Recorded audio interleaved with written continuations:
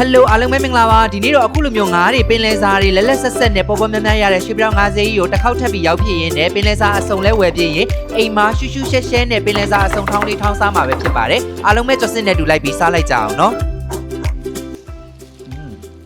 ်ရှယ်ရှယ်ပုတ်တော့ပဲ လုံးဝနော် လုံးဝဒီတစ်ခေါက်ကတော့ရွှေပြောင်း50ကိုမနက်6နာရီလောက်ရောက်သွားတာပေါ့နော်ဒီမှာတော့ငါးတွေပင်လယ်စာတွေကမနက်စောစောဆိုတော့ကြတော့ပို့ပြီးလက်လက်ဆက်ဆက်နဲ့စုံစုံတွေ့ရတယ်ပေါ့နော်ပဇွန်တွေကတော့ size စုံပဲပေါ့နော်ကျွန်တော်တို့ဈေးတွေကတော့6000ခွဲ4000ခွဲ5000ခွဲအစားစားပဲပေါ့နော်ကျွန်တော်တို့ဝယ်ခဲ့တာတော့ဒါတပိတ်တာကို6000ခွဲပေးရတယ်ပြီးငါးရေဆိုလို့ရှိရင်ဒီမှာ size စုံပဲပေါ့နော်ပင်လယ်စာအဝါချက်စားခြင်းတဲ့သူတွေအတွက်ဆိုလို့ရှိရင်ဒီမှာသွားပြီးဝယ်ရင်ကြိုက်တယ်ပေါ့နော်ဈေးတွေကတော့55 52စုံပါပဲဒါ9000တပိတ်တာပဲရောင်းတာလား50သားလောက်မရဘူးလား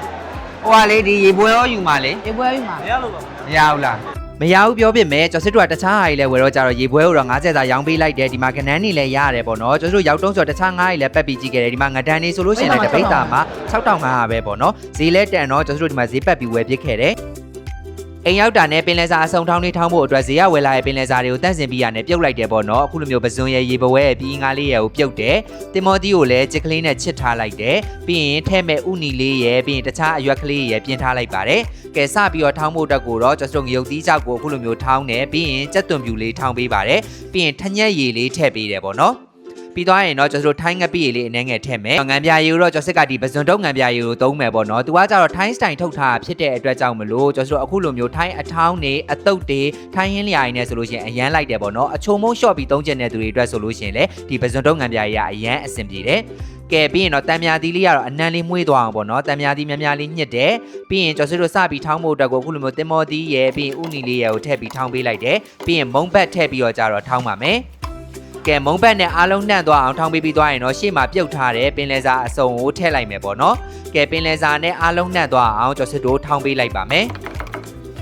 လုံးဝထိထိမိမိရှူးရှဲရှဲလေးနဲ့စားကျင်စပွဲကောင်းတဲ့ပင်လယ်စာအစုံထောင်းလေးရပါပြီကျော်စစ်ကတော့ဒီမှာပကံထဲမှာအခုလိုမျိုးမုံဘက်ကဲဆက်လက်ကဲပြီးရင်ကစွန်းရိုးနီလေးရနဲ့ဒါမျိုးလေးပြင်ထားပေးပါတယ်ဒီမှာပင်လယ်စာအစုံထောင်းလေးထောင်းထားတယ်စပြီးစားပါမယ်စားပါအောင်ခင်ဗျာနောက်ကရွှေပြောင်း50ကိုသွားရတယ်မင်းတော့တကယ်ချင်းတော့ထိထိမိမိလေးပင်လယ်စာရလည်းအဲ့မှာဝယ်တော့နည်းလက်တယ်နော်ပူပြီးတော့လေဟိုးဘယ်လိုလိုက်ကြည့်ပါက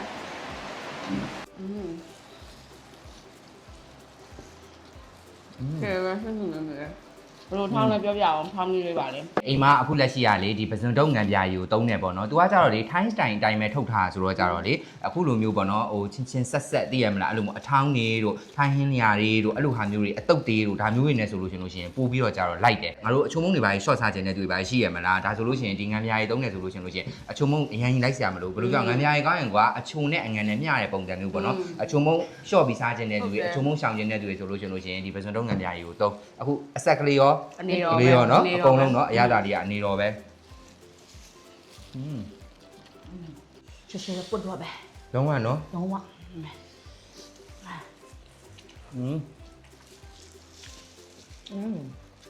ပဇွန်လုံးငံပြာယူလေစိုက်နေမှာတွေ့နေတာကြားပြီဒါဘယ်ထုတ်တာလဲဒီပဇွန်လုံးငံပြာကြီးကသူကနာဂါဆာကီဂျပန်ကုမ္ပဏီကနေပြီးတော့ကျတော့ထုတ်တာလေအမလေးဒါနိုင်ငံခြားပို့ကုန်နော်နိုင်ငံခြားပို့ကုန် product ဒါပြည်တွင်းမှာပဲထုတ်တာဆိုပေမဲ့နိုင်ငံခြားပို့ကုန်ပြီးရင်အဓိကတော့လေဝယ်ရတာလွယ်တယ်ဈေးသက်သာတယ်သူက FDA ပြီးသွားရင် HALA ISO ရထားပြီးသားအဲ့အတွက်ကြောင့်မလို့သုံးရတာလည်းစိတ်ချပြီးတော့ဗောနော်သုံးလို့ရတယ်ဗောနော်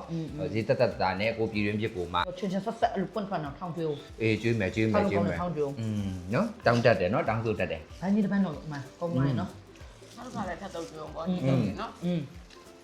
ကဲဆိုတော့ဒီနေ့ကတော့အိမ်မှာ